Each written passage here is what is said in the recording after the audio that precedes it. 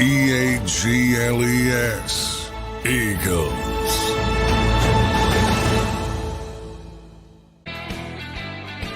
Welcome in, everybody, to the JAKIB Pregame Show here for the 2024 Eagles season. I am joined now by two legends. Up to my left, Dan Sileo, longtime football player, host of the National Football Show, a long career in Miami legend, and an NFL player. Up to my right, Johnny Mack, longtime sports reporter, beat reporter for the Philadelphia Eagles. Now, gentlemen, how are we doing on this Friday evening for Sao Paulo game? Sills, how you feeling on this Friday night? Hey, man, this is like Christmas. I mean, last night was kind of like, Thanksgiving. Yeah. So now it's Christmas here. I mean, all the complaining and bitching that we did all off season here, whether this guy was going to do this or that guy's going to do that, tonight, as John McMullen would say, and everyone else, man, tonight rent's due. I mean, no more left to be said here tonight. We're going to find out all the things that we thought and maybe things we didn't think. They're going to be on display tonight. No doubt about it. Johnny Mack, how you feeling on this Friday as the Eagles are set to kick off in about an hour and 12 minutes at 8:15 Eastern? Friday Night Lights. Nick was playing the hits down in Sao Paulo. And at his press conference, he was obviously playing it up, as I call it, playing the hits and playing up the Friday Night Lights from Jamestown, New York, and his history, and that's where he fell in love with the game. So a little bit weird to have a Friday night game, a little bit off-putting, as I said, because this should be a home game, is technically a home game for the Philadelphia Eagles, but they're playing in South America. So you and I have talked about that a lot, Zander. They better come out of here with a win, man, because this could haunt them down the road if they don't get it. Yeah, no doubt about it. A tough opening matchup here for the Eagles as they get ready to take on the Green Bay Packers. Us three have all been kicking it around all off season long. John, let me go to you and get the update. The inactives have officially come out. What is on the inactive list and what's the update on that front? Well, number one, the Eagles elevated Nick Yates as expected. That was kind of the deal they worked out with him, wink, wink, when they cut him at the 53 bar, right. Brought him back to the practice squad so they could keep a younger player away from waiver wire. So he'll be the backup center, backup interior offensive lineman. And E.J. Jenkins, the backup tight end, which should be no surprise because the Eagles are only carrying two on the 53, Dallas Goedert, Grant Calcaterra. Now, I think that would have been Jack Stoll. Jack's back, but he got injured in practice on not the start of the Labor Day week, but those two little practices they had in between the cut and the start of preparation for Green Bay. He got banged up in practice. So he wasn't able to practice on Sunday, Monday, or Tuesday. So it's E.J. Jenkins as the other elevation. As far as the inactives, Jalix Hunt is inactive, should be no surprise. Rookie player, developmental player, Patrick Johnson, probably more ready to help right away, not only as a pass rusher, but certainly on special teams. Couple offensive linemen, rookie Trevor Keegan, Darian Kennard, who's maybe one of those players. The Eagles didn't want to subject to waivers and got Gates through. Isaiah Rodgers, who was already ruled out yesterday with a hand injury. Devin White, who was already ruled out, didn't even travel to Brazil. And a defensive tackle, Byron Young, which obviously he just got here, claimed on waivers. So he's still getting a ramp-up period, not ready to help. And then also Tanner McKee's the third quarterback. So he's available if the other two guys get hurt, but you hope you're not going to see Tanner McKee. So technically he's inactive, but it'll be the emergency quarterback. And those are your inactives for the Philadelphia Eagles, week one. Yeah, nothing surprising there. We knew Devin and Isaiah were out. I think Jalix Hunt, John, would be the surprise for some of the fans. A lot of expectation on him coming into the year. I know he's a third-round draft pick, but, kind of marked as a project player. So we'll see when he gets out there. First set, Dan, I'm going to go to you now. What are you looking for, brother? We've been talking about it all year long. Coming into week one here, Eagles-Packers is it's a tough opening test, I think, for this Eagles team. What are you looking for as we set to watch this game on Friday night? I want to say something on what John said, too. This is really a hose job here a little bit for the Eagles because Packer fans don't understand that. Well, they probably do that when you take a football team into Lincoln Financial and you've got the home crowd like that and you've got a young quarterback like Jordan Love. I mean, that's a whole different environment. You're in a neutral site. Right. If you're thinking about it, this really favors the Packers here on the first game of the season because you're not really going into a hostile environment. You're going into an environment, and clearly, if you're Matt LaFleur, the head coach of the Packers, you're so thrilled with this because, again, that's a tough place to go in. There's very few places, Buffalo, New York, Pittsburgh, Green Bay. Those are places that are very difficult to run into. Denver is another one of those places, too, that you roll into. So, to me, this is an advantage here for Green Bay not to have a game at Lincoln Financial in Philadelphia. So I completely agree with that this is advantage Green Bay. Now, some of the things tonight, obviously, by the way, real quick, Dan, Brian Gutekunst, their GM, admitted that. He said, yeah, he did. Well, he's not happy about going to Brazil in the 10-hour flight, but at least he doesn't have to go to Philly. That's what he said. So can you imagine that, John? Can you imagine you're saying this? I'd rather go to Brazil where there's issues down there with whatever than go to Lincoln Financial because the fans are that much of an impact on a football team. I'll tell you, we saw that in 22 late in the football game when we saw even Aaron Rodgers had illegal procedure penalties against that team late because of the fan base in 22. Now, they're completely different teams that we saw in 22 where we are right now, but again, I really do think that that's a massive advantage. Well, it's an advantage, I should say, for Green Bay. Plain and simple tonight for me, offensively, here's what you have. And I've said this, and I said it on today's show. You have a brand new center who has never set protections in the National Football League in his life. You have a new right guard who's never really played in a pro NFL football game at right guard.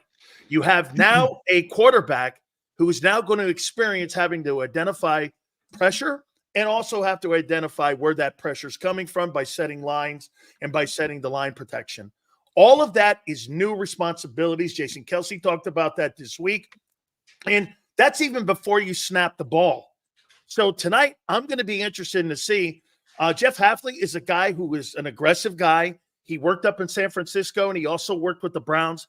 A guy that likes to bring pressure, and they will. Last year, Green Bay was one of the best teams at bringing pressure without having to blitz. So tonight, the middle of the football field is going to be something. Can Jalen Hurts take that spread offense, take those sweepers that Kellen Moore's known for, take the progression reading and all that? How is he going to handle all that when it comes to a football team that did not have one snap in exhibition football? And I know some people don't think it's important, but if you watch last night's game, one of the things that stood out to me was, well, in Kansas City played 1 quarter and then 2 quarters of exhibition football. Baltimore didn't play any of their starters in the exhibition season, and it looked like it. Blown coverages last night. You saw Kansas City being able to – they looked like they had played a game. I'm with you on that, Sills. What's that? I'm with you on that for sure. It looked like Baltimore didn't play a game, so how much will that play a factor? And over on the defensive side, there is no question that the bend but don't break defense is going to be put on display here because you have 2 high safety. You have corners that are going to play off the ball. You've got big wide receivers. Now, how big is that zone in the middle going to be? Is it going to be a bigger zone that the linebackers are going to play back more and help out that zone? Or are they going to have to play up playing against the run? What does that mean? In my opinion, John, I think really this is going to dictate how well that defense plays, pressure, and if they stop the run. Because if they can't, and you see gashing plays with Josh Jacobs tonight, that zone is going to – you have to bring your backers back. There's a bigger zone in the middle. Love could have a big game in between the 20s. Great stuff there from Dan Sileo as he previews this game. John, I'm going to go to you now and get what you're watching for as we get into this game, just an hour away from kickoff now. What is top of mind for you, Johnny Mac, as we go into this game? Yeah, number one is blitz, is being able to handle the blitz offensively. That's what destroyed and derailed the Eagles season last year. Let's be honest. They were a disaster at it late in the season. Dan alluded to some of the newness of Cam Jurgens. Not really concerned about Cam Jurgens, mainly because Jeff Stoutland's not concerned about Cam Jurgens. Very smart player, very high football IQ. And I don't think the problem is identifying the protections. This is going to be still one of the top 5 offensive lines in the NFL. I think that's the floor for that group. They're just too talented.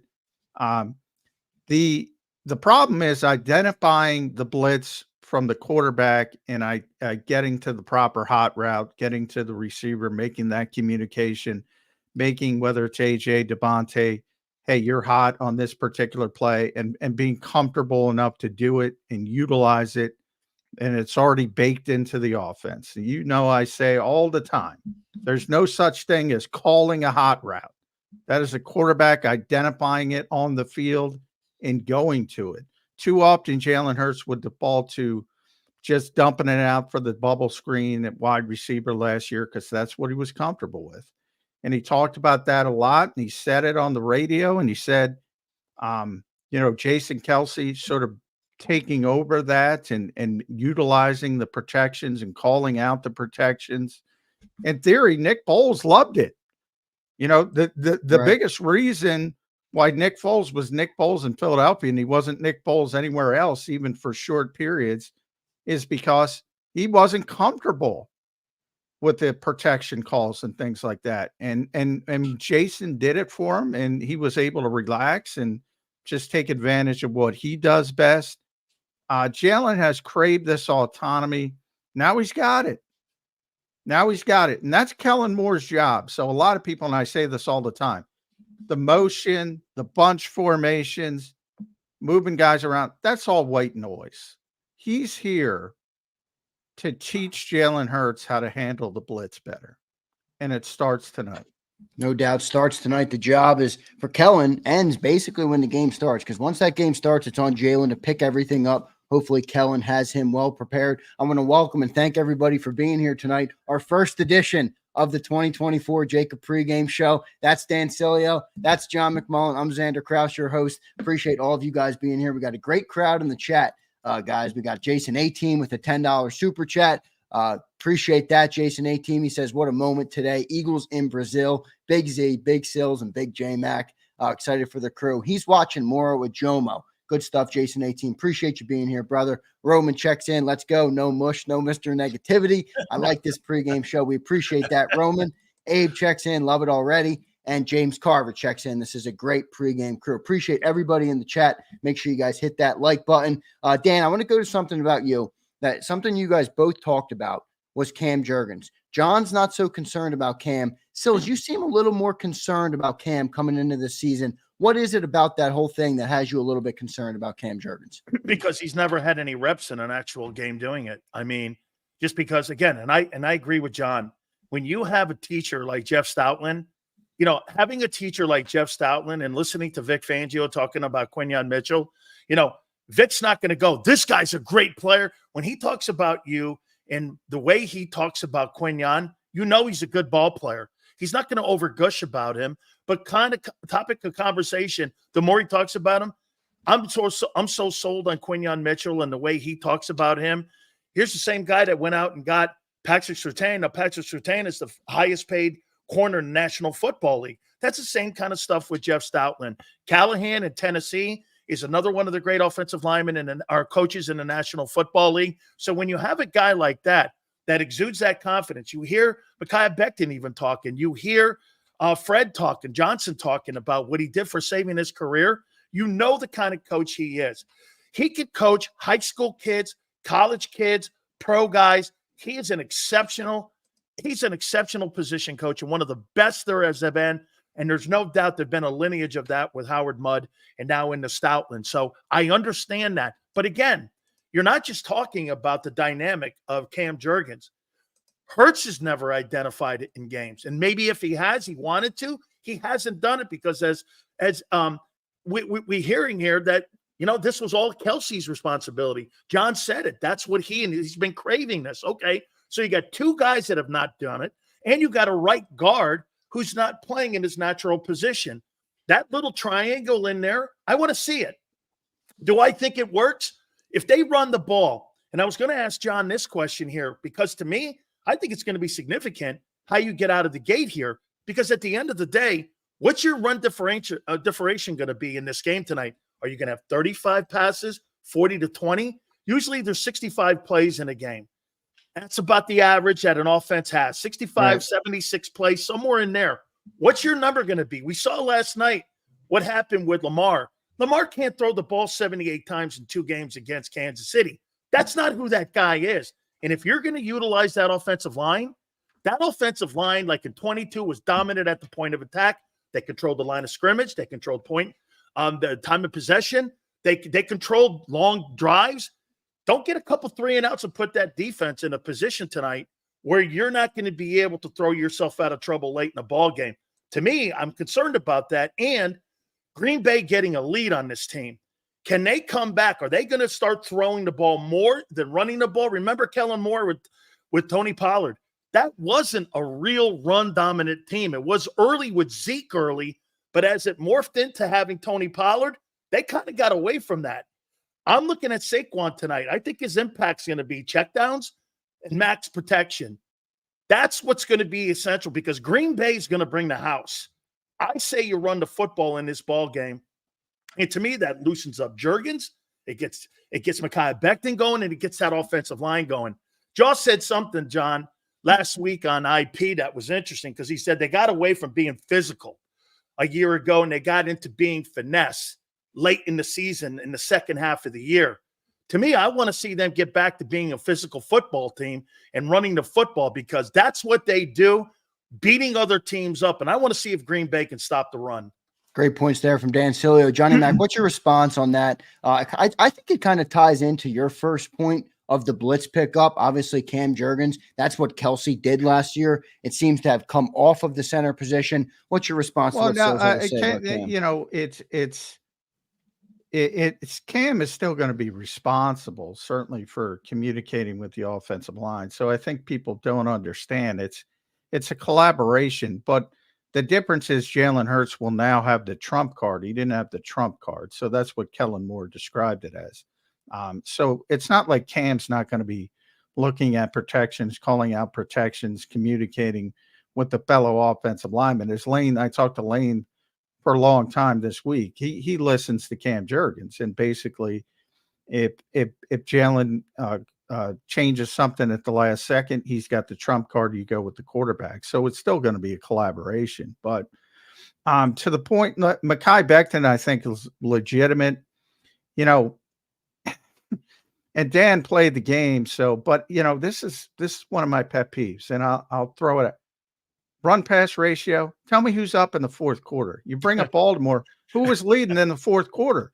But Baltimore's throwing the football because they're trying to come back. Fair enough.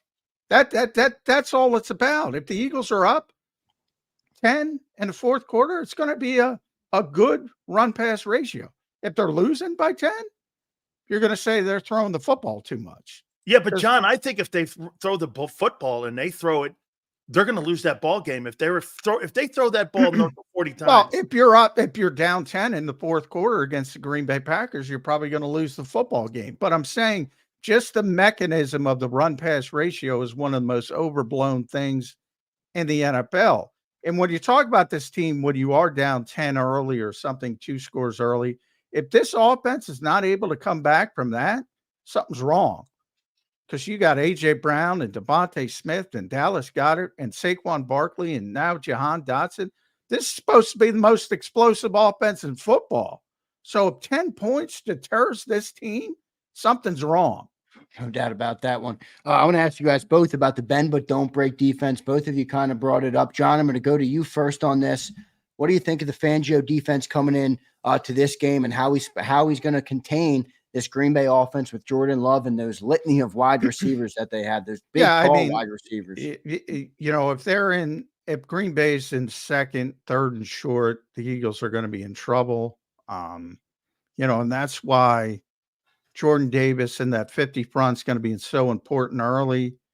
You know, Bick isn't the guy who's going to put 8 people in the box. It's all about gap and a half. It's about using as little people as possible to stop the run so you can keep the extra guy in coverage. That's what his whole defense is based on.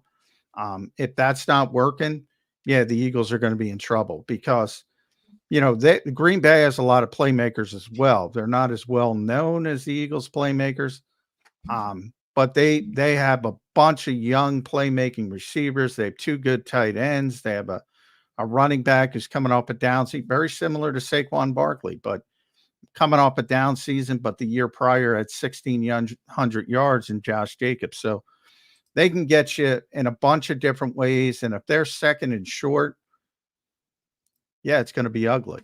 It's going to be ugly for the Eagles. No doubt about it. Sills, what do you think of Vic Fangio, how he's going to contain Jordan Love in that offense tonight? Remember what his style of defense, we had Dave Wannstedt on with us, and Dave worked with him up in Chicago, and those guys have a great relationship with each other. Remember something that he's going to do, and remember what he said on our program too. The scheme is not going to fail. The players in the scheme are going to fail the scheme. He said it even in this offseason, Vic Fangio. Boy, I'd rip Dave Wannstedt if he was here right now. He said it. He went like this. Schemes don't make great defenses. Players do. Yes. Okay. So at the end of the day here, this is going to come down to the players. Now, to me, once again, we've been talking about this. It's going to come down to those linebackers, in my opinion, and it's going to come down to the safety play and the corner play. Because remember, the first thing that he wants to do, he's trying to corral you off the numbers into the middle of the field where pursuit is. That's his style. He wants you in the middle of the field where the pursuit is. He does not want to get beat on the numbers. That's why he plays 2-eye safety and why he plays that zone defense the way it is. Because remember, today's NFL, the hip drop tackle, the rules in the game, having those gangrene defenses back in the day, or those 85 Bears, those days are gone, dude. You're not going to have high-profile defenses. You're going to have good defenses, but you're not going to have superstar Lawrence Taylor, Reggie White defenses. So what do you do? And what does he do? He's a master at doing this. Post-snap changes of defenses.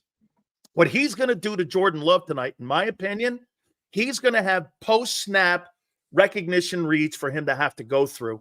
See, Love's going to come to the line of scrimmage, and he's going to see a set that Vic is going to throw at him. Post-snap, he's going to move that to try to confuse him because, in my opinion, you're very young at one corner. You're young at the slot. You're kind of inexperienced, or one guy hadn't played in a year where he's played 15 games and 34 games.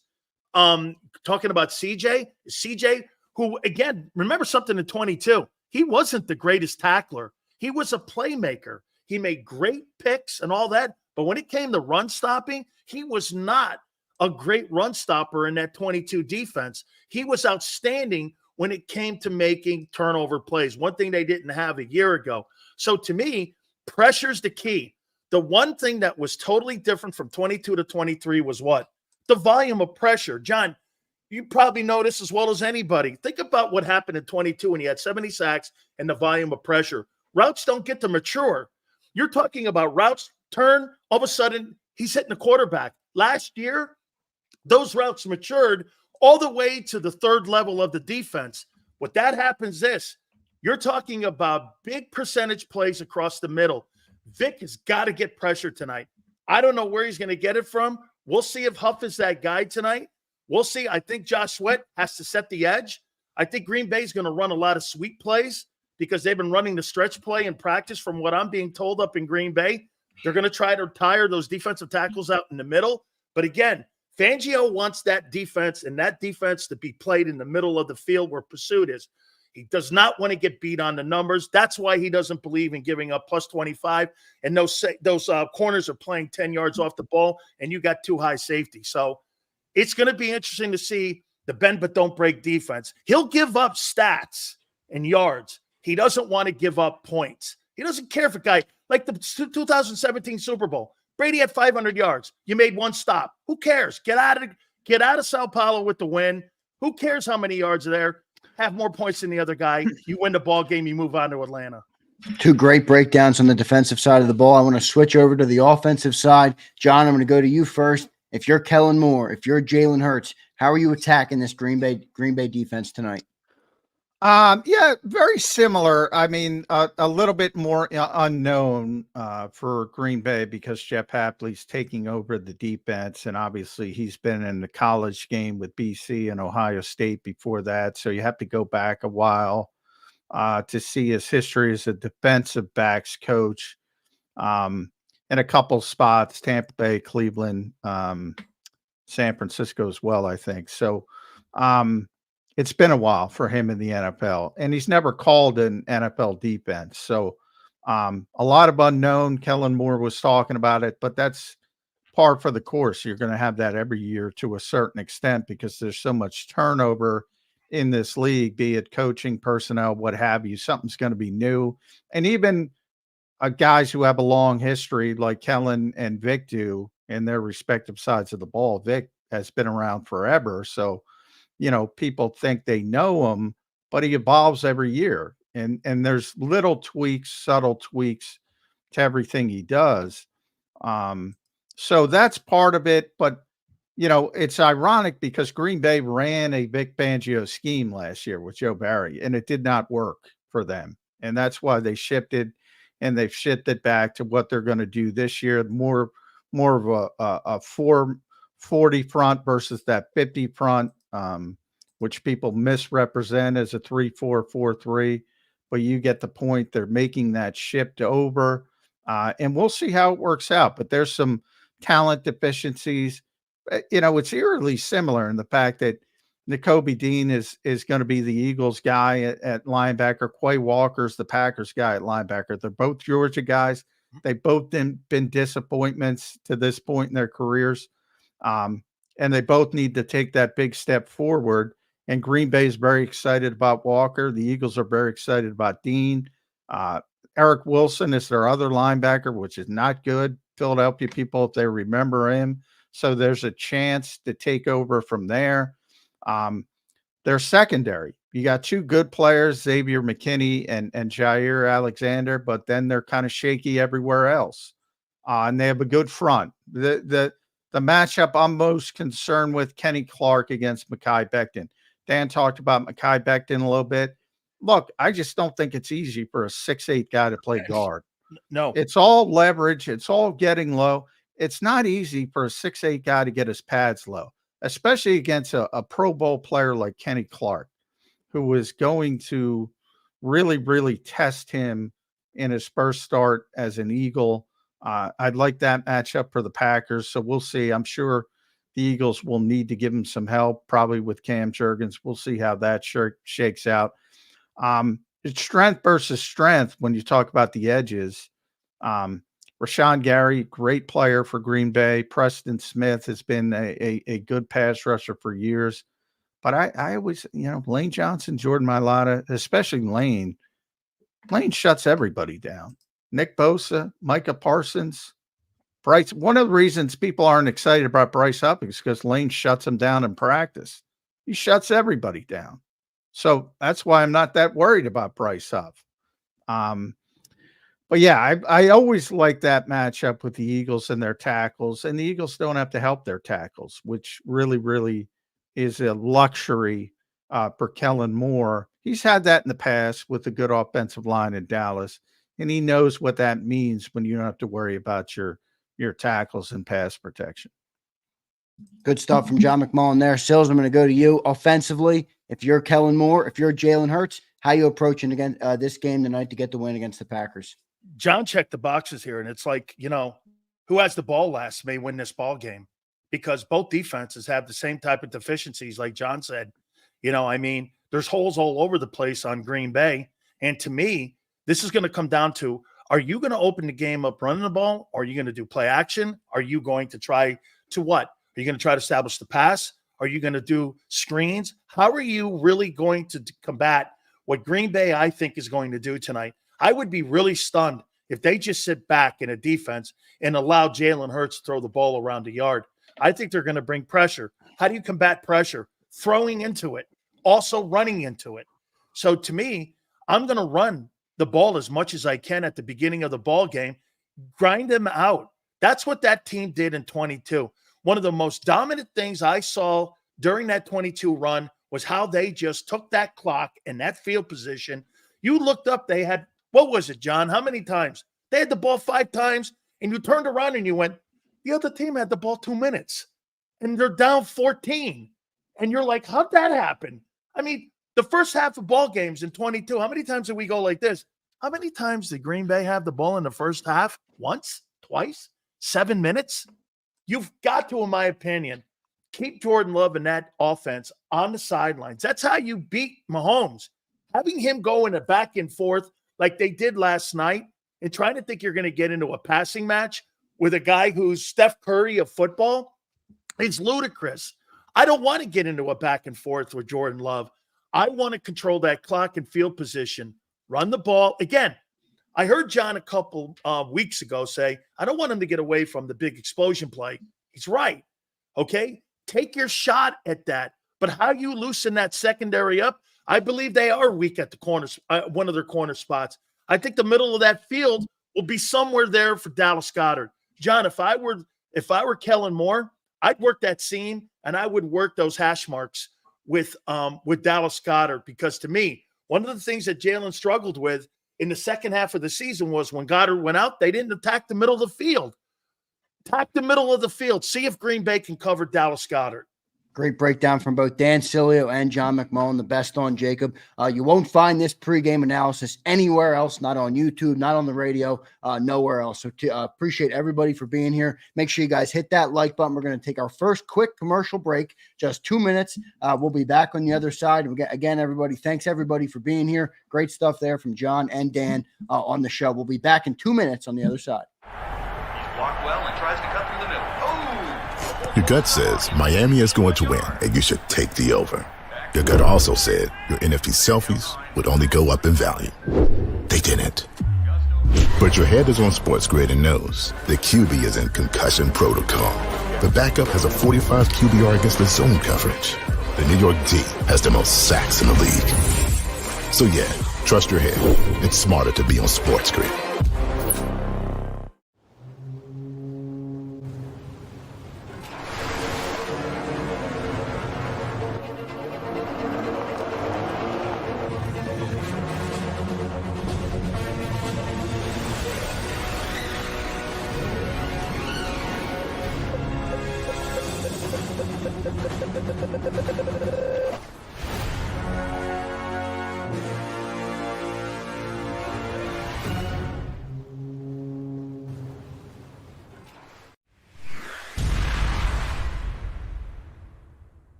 I get scared sometimes. Of a lot of things. Joining in. Decisions. The dark. The dark. But I once heard someone say, But as I always say, it's okay to be afraid. as long as you face the fear. And keep moving forward. Wherever you are in life, count on the name trusted in insurance for over 80 years. Independence Blue Cross. Heading down the shore. Have a ball once more. Here, imaginations run wild and time stands still. Because here, you can find the best of the Jersey Shore, all on one 5-mile island. So leave the old you behind and get lost in the woods. Wild, wild, wildwood day. Plan your stay in the Wildwoods today. EAGLES. Eagles.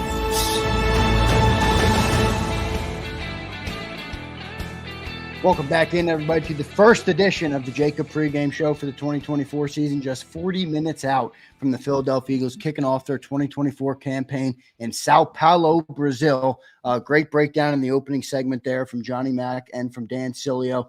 Good stuff there. I want to ask about some specific players now, guys. Sills, on the offensive side of the ball, who are you most? Who's going to be the most important player besides Jalen Hurts tonight for the Eagles on offense? I want to see how they're going to use A.J. Brown. Are they going to drop him over in that slot? And are they going to line up and put him over? And how is Kellen Moore going to try to create some different looks for that Green Bay defense to have to see on how they're going to cover him? Because last year it was so mundane. It became so predictable Two guys lining up, throw to the numbers. Two guys line up, throw to the numbers. How much of that motion is also, and I've heard John talk about it, how much is that just going to be smoke and mirrors? How much is that really going to be a part of the offense that are they going to do when it comes to really being an integral part of what that sequence of plays is going to be? So for me, again, I think it's got a lot to do with AJ. It's got a lot to do with Kellen Moore. I want to see those two guys, Kellen Moore, Jalen. I want to see how that wide receiver core gets space and gets open in that secondary. Look, I think there's big plays to be made because they're going to be aggressive tonight. I think there's plus 25 plays to be made. We saw last night what happened with Lamar. There was a guy wide open in the back of the end zone. Yeah. He couldn't hit him. What was the other thing that was significant? You saw a broken coverage in Baltimore, right? First thing, Mahomes turned, saw it, and went, thank you, wide open. Automatic Sills. Yep. Automatic Mahomes. So tonight, will Jalen be able to spot that? How many times, John, I don't know if it was a Seattle game. I'm watching the game. I'm watching Jalen a year ago throw into double coverage to A.J. Brown, and I see Devontae coming underneath, and he's got one guy on him, and he's wide open. Why didn't you make the easier throw? Go to the easier throw. Move the sticks. You don't have to make the hard throw. Move this. Hey, check downs. There's two dudes that have won Super Bowls in the last 23 years. You know who they are? They're Tom Brady and they're Mahomes with check downs. Check downs are what win Super Bowls. Explosion plays don't. Those guys have won Super Bowls. So Brady is maybe the most boring quarterback in the history of the National Football League. Why? Because he throws check downs. And he checked down his way to 7 Super Bowls. I mean, there's nothing wrong with punting, being patient. There's plays to be made here. I want to see that wide receiver core, how they're going to get open in space tonight. John, who makes the difference tonight on offense for the Eagles outside of Jalen Hurts? That's the beauty of the Eagles. Like if you're Jeff Happily, how do you come into this game? What do you do? Who do you want to take away? What do you want to do?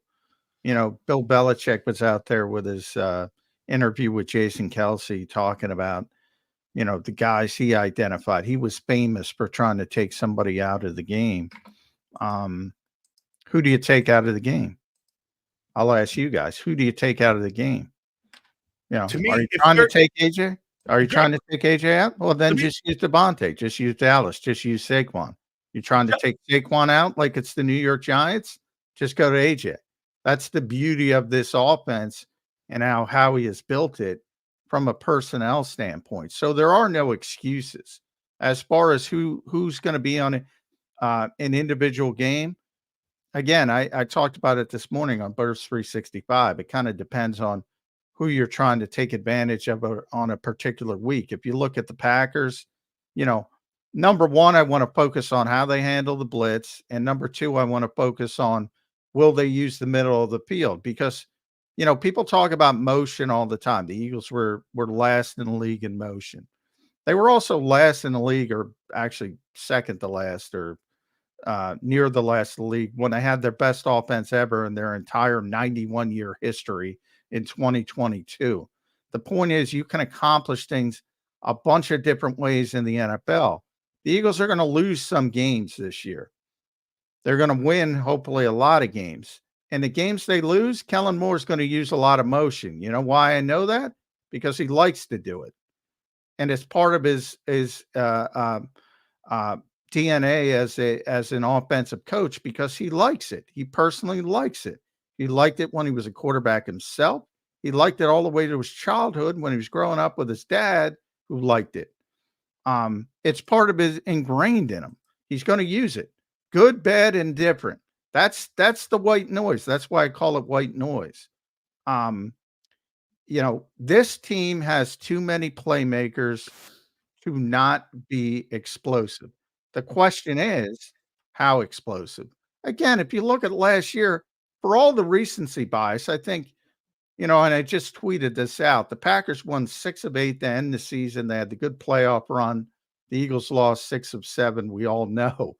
For all of the talk of the Packers' explosive offense, the Eagles' crappy offense that everybody thinks was terrible beat them in every single meaningful category except passing offense. Packers were ahead of them. Eagles were ahead in total offense, rushing offense, points per game, third down offense, fourth down offense, red zone offense. Every single category. This team is talented, the Eagles. And that's where I took issue with what Dave said to Dan. It's about the players. It's about the players. Kellen Moore's a job is to take advantage of that talent. That's the beauty of his job. If it ain't AJ, it's Devontae. If it ain't Devontae, it's Dallas. If it ain't Dallas, it's Saquon. Even their role players. Jahan Dotson was the 16th pick in the draft. Kenny Gainwell's a better receiver out of the backfield than Saquon. Even their role players can make plays. There's no excuses. Good stuff there from Johnny Mack and Dan Sileo. It's funny when you lay it out like that, John. There's a lot of players on this Eagle team. Pick your poison, basically, as we come into Zander, let me ask John one thing, though, about that. Yep. John, don't you think it was a tale of two different teams, though, last year when you put those stats up there lining up against Green Bay? Because as you looked at Kansas City a year ago, Kansas City at the beginning of the season, first 9 games, they looked like an 8-win team. The last 8 games of the season, 9 games of the season, they looked like a 14-win team. So when you put those stats, and they combined a lot of those stats in the first half of the year, because if you look down the stretch of the last 10 games of the year, if I'm not mistaken, either 10 or 9, A.J. Brown didn't have a 100-yard game but one time.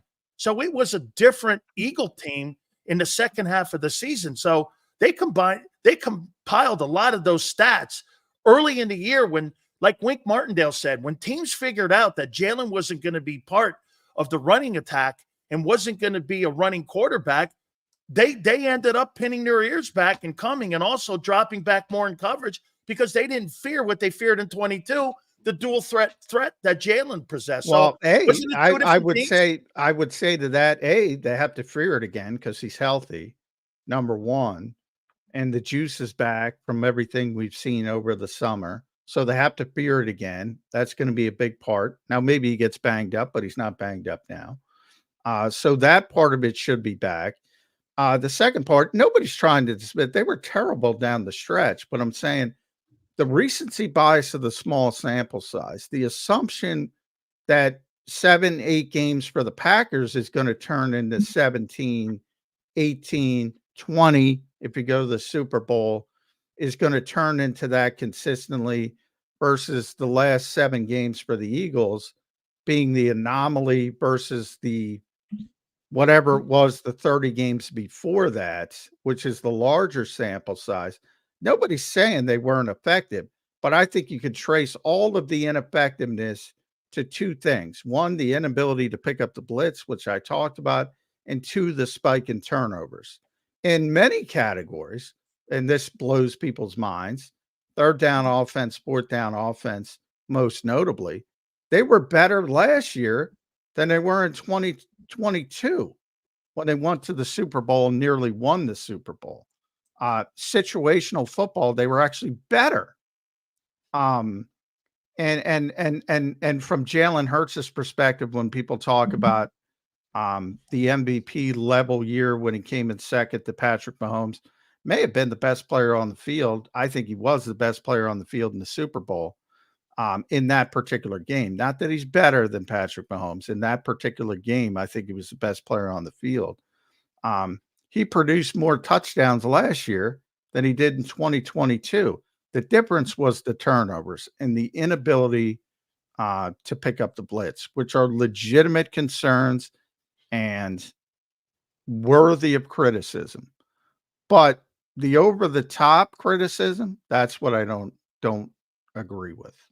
You guys have both of you guys, each of you guys have a different and unique perspective on motion and Kellen Moore, the motion and the offense and what that brings to the offense this year. They were bottom 5 in the league the last couple of years, had a great offense the last couple of years, but they were bottom 5 in motion. Kellen's going to bring that. I want a chance for you guys to discuss that and kind of share your points of view so that people can get educated on either side of it and kind of, get more intel. Sileo, I'll go to you first.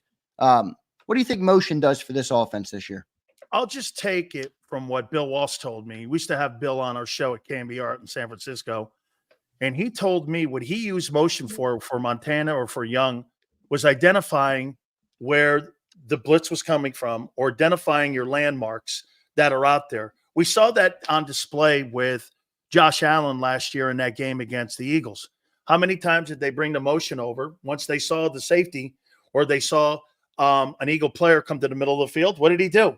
He went right back. They knew they were in zone. You're identifying what your coverage is a lot of the times when you're using that motion.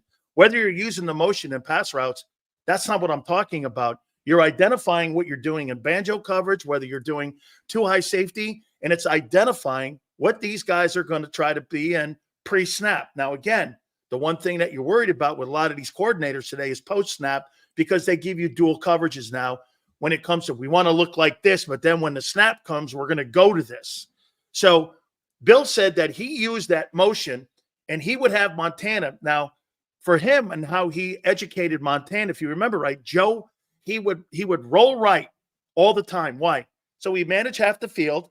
He used the motion, and Joe would manage only half the field from the hash to the sideline. That's how he educated him. When Joe got better at reading and they were able to use motion, he was able to spot his landmarks by using that. It'd be able to give him a pre-snap read on where he had a pre-snap idea where he was going to throw the ball. So his idea was more so for the quarterback identifying landmarks on what they were trying to run in the secondary, more so than trying to get a guy open.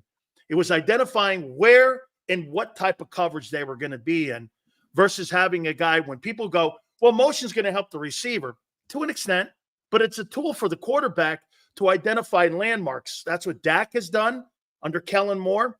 That's what you see now Mike McCarthy doing.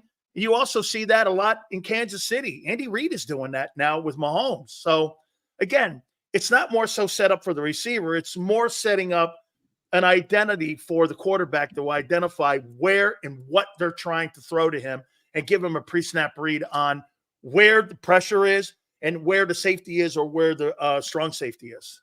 John, what's your take on motion and what it's going to do for this offense? I talked to Nick about this a lot to the point where, like, he hates when people bring up motion. And people go, well, obviously. But he'll point out the 30 games, whatever, their ridiculous run, the greatest run in Philadelphia Eagles history, literally in 91 years, when they were winning football games with a pretty static offense. So it really all stems back to when he was in Indianapolis. If you think about what they went through at the quarterback position from Andrew Luck to Jacoby Brissett to Phillip Rivers, three completely different quarterbacks, three completely different offenses. They built it up different for each one of them. Phillip Rivers is the guy, Nick loves. Phillip Rivers hates motion, hates it. He gets things. And he's one of the smartest quarterbacks to ever play the game. And he prefers to get information by formational tricks. And that's what Nick was working off of his last year in Indianapolis. Now, however, if people remember the Eagles' first year, Nick Sirianni's first year, the poor start where everybody was trying to run him out of town, they put a whole boatload on Jalen Hurts' plate. He wasn't ready for it. And they were struggling pretty mightily. And at that point is when they scaled it back to more of the Phillip Rivers mentality, and more of that static mentality. And they went on that historic run. So, maybe the proper criticism is you got to keep evolving. You got to keep putting more on Jalen Hurts' plate. That seems to be what Jalen himself has expressed. And that part I agree with. But the assumption that every quarterback is the same is wrong. Some guys, and Phillip Rivers being the most notable, doesn't like it, doesn't want it, didn't need it. And you can go about things in different ways. So I think when people look, and again, the Eagles had a 30-game span when they were the best team in professional football with being bottom 3 in motion in the NFL. That's a pretty large sample size. John, why are they implementing it this year then? If it's something that if it's something Nick hates, but yet Kellen is implementing. No. He hates when people. Okay. I didn't say he hates it. He's Okay. used it in the past. He hates when people make it out to be Okay. something it isn't. And he uses that 30-game stretch as an example. Well, how did we win so many games if you have to run motion? Why couldn't anybody stop us? And that part is legitimate. People have now, if you look at right now in the NFL, and this is where people get bogged down, because you look at the top motion teams, Miami, Los Angeles, the Rams, not the Chargers. Chargers are top 10 with Kellen, but the Rams are top 2, top 3. The 49ers, the Packers. Well, you say, look at all those explosive offenses. Why wouldn't anybody run Roche? Well, think about the coaches.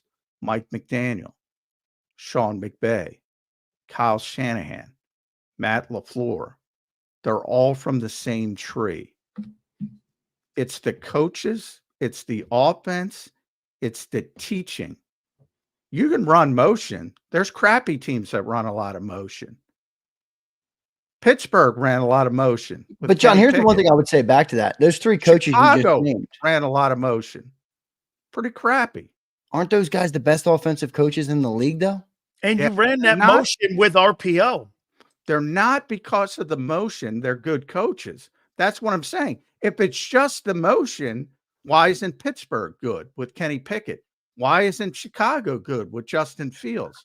Why isn't Atlanta good? Atlanta was a big motion team. Now they'll have it with Kirk Cousins. The New York Giants, the Las Vegas Raiders. These are all teams in the top half of motion. Well, all their quarterbacks suck. I mean, you can say that. But my point is, yes, all their quarterbacks do suck. My point is, motion is no guarantee to win. What I can guarantee you is the Eagles are going to run motion a lot this year because Kellen Moore likes it. What I can guarantee you is when they play well, they're going to run motion. And when they play poorly, they're going to run motion. So what that should tell you is they're not playing well or they're not playing poorly because they're running motion. Makes sense. Good break. Good. And it's about offense.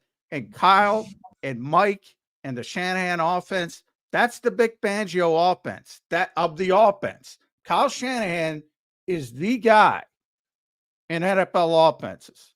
Like Vic Fangio is the guy for NFL defenses. I had a mic problem there. No, good breakdown from both of you. I appreciate both of you giving your perspective on that. Makes a lot of sense to me. John, we got John and Dan. We got 5 minutes left in the show. About 20 minutes left from this kickoff. Sills, I'm going to go to you first. Predictions, expectations for the game, just 20 minutes out. I think this is going to be a last possession football game. I think you're going to have 2 football teams that are going to exploit these defenses tonight. You've got 2 really outstanding quarterbacks in this ball game. You've got a play calling head football coach in Green Bay. And to what John said, you got to remember something. Sean McVay, Matt LaFleur, all of those guys were where? They were in Washington with Jay Gruden, all in that same tree. What do they want to do? They want to spread you out, and they want to find exactly what you're doing defensively. And I think Jordan Love, I would say this, 8 games, man, I'd like to see more. However, he went into Dallas. That game was over in the first 6 minutes. He spread it around without a primary target, and that was one of the things that I really liked about him is his ability to be able to spread the ball around. I do not believe that the Eagles have the linebackers to cover any of those wide receivers, nor do I believe that they can even cover that average tight end. I haven't seen it yet. Nakobe Dean has played 218 ball plays in the National Football League. And to sit here and for me to say that he can cover people out of the backfield because he had a couple good practices, not going there yet. I want to see it tonight, okay? And plus with the scheme that they run, you're talking about 2 guys playing 10 yards off the ball. He's going to have pitch and catch from the 20 to 20. In my opinion, this game's going to be won in the red zone. Does that mean Josh Jacobs becomes a factor also? How they run the football? I got 27-24. I got the Packers winning this game in a very tight one. I think it's a last possession game. I think the Eagles have the lead, and I think they come up with a field goal late in the football game, and they win that game. Good stuff from Dan Sileo. Johnny Mac, I'm going to go to you. Your prediction and expectation for the game starting now in just 19 minutes. I do think it's going to be a shootout. I think obviously the strength of both teams is offense. The more weakness is defense. So I think there's going to be a lot of points scored, although I did get my ref stats from my guy. And Ron Torbert is going to be the official. He's generally a defensive referee. So that point surprised me a little bit. And generally when he's refereeing a game, you bet the under. But I'm still going, it's a shootout. And I think the Eagles have more talent. And by the way, to Dan's point, if it is a one-score game, Eagles got the much better kicking situation. Oh, completely. So if it comes down to Jake Elliott versus, I can't even tell you the kid's name. They just picked him up. They cut Anders Carlson, who is the brother of Daniel Carlson. Good call, John. Braden Narbison is the Packers kicker. Who? Exactly. Versus Jake Elliott, who might have been the best kicker in football last year. So I think that'll be a big edge for the Eagles. I got the Eagles winning, but a shootout, 33-28.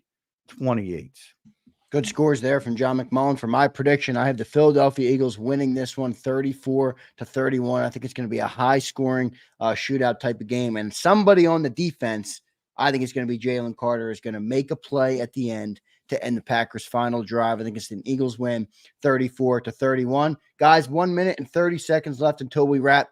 Sileo, who's the MVP? Who will be the MVP of the game? You had the Packers winning. Is it going to be Jordan Love? I think it's going to be Jordan Love, who's going to be the guy that goes into this ball game, because it's all on him. Again, they don't have the talent, like you say, or the name talent, as John said, on that offensive side. I think you're going to see some stars tonight. I think it's Jordan Love. John, I'll go to you. Well, definitely that Jordan is already a star. Yeah. His bank account will tell you that, but he's already 52. Yeah, I mean, like it could be any. That's the beauty of the Eagles offense. It could be any of them on any given day. But I'll go AJ week one. They generally tend to try to get AJ involved. So he'll break that streak that Dan was talking about. He'll be over 100 yards, maybe a couple touchdowns. But with the Eagles, I said Jalen Hurts last year, 38 touchdowns, 28 rushing touchdowns over the past 2 seasons. That guy's already the 4th in NFL history rushing touchdowns for a quarterback. Already. Hey, John, is he behind Cam and Vic? Is that it? Cam's number 1. Cam's way up there, 70s.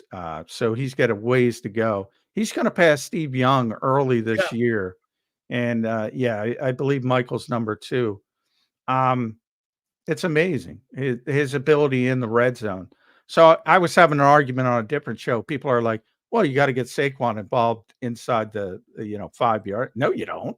You got a guy who's unbelievable getting the ball in the end zone when it's close. 28 touchdowns over the past 2 years.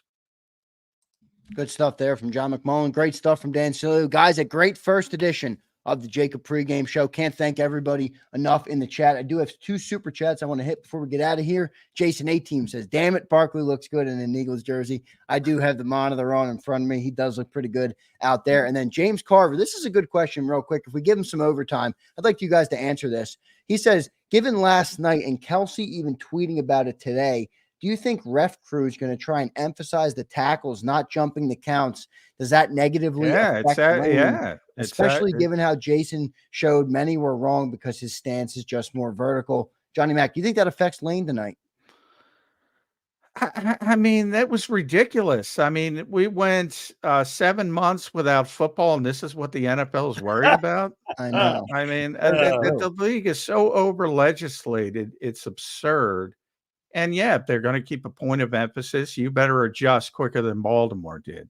But, Baltimore's upset because they're calling it on Ronnie Stanley, but they're not calling it on Taylor. So, it depends on the individual crew and all that stuff. But as I always say, hey, deal with it. They're human beings. I never complain about officiating, ever. Dan, Never I'll go will. to you. John, it's an Eagle bitching thing. First, it's a tush push. Now it's this shit. Come on, let's go. Let's go play some ball, man. I agree with you on that, Big Sales. James, thanks for the super chat, man. We appreciate it. And then one last thanks to Double M, who becomes a member. Reminder to everybody, if you become a member on the channel, the link is pinned in the chat. You will be eligible to win a Saquon Barkley jersey giveaway if he eclipses 125 yards from scrimmage tonight. So we'll see if he's able to do that. Thanks to all of our members. Thanks to all of our chatters, all of our viewers, all the people who like the show. We appreciate each and every single one of you for making this channel work. Dan, great show tonight. We'll catch you on the post-game show. Johnny Mac, great show. We'll catch you on the post-game show. Great stuff, boys. Enjoy the game. See you, everybody. EAGLES, Eagles.